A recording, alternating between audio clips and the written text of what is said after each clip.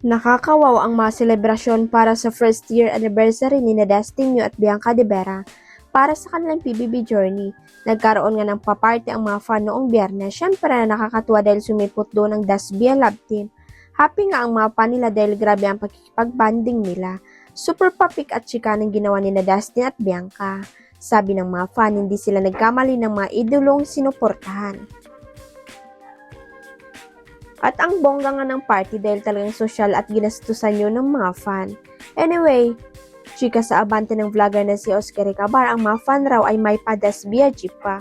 Umarkila raw ng isang jeep ang Dasbia fans at binihisan yun ng mukha ni na Dustin at Bianca. Maglilibot nga raw ang Dasbia at may palibreng sakaya. So bongga. At hindi lang daw yun sa tuwa ng mga fan kina Dustin at Bianca ay nagtulong-tulong sila para mamigay ng libreng gas para sa mga jeepney driver. May social media awareness ang Dasbia's fan. Tumutulong sila sa mga nangangailangan. Syempre natutuwa ang mga natutulungan nila. Sabi nga nila para sa pagmamahal daw nila iyon kina Dustin at Bianca, chika pa ni Oski sa abante.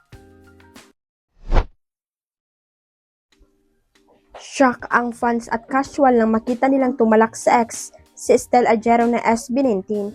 Isang netizen na nagpakilala pa namang solid fan niya ang inalma ni Estelle dahil sa fake news tweet nito.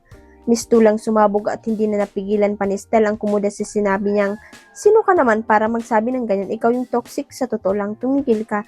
Hindi ka kailangan ng suporta mo kung ganyan ka sa mga kagrupo ko. Delete mo to."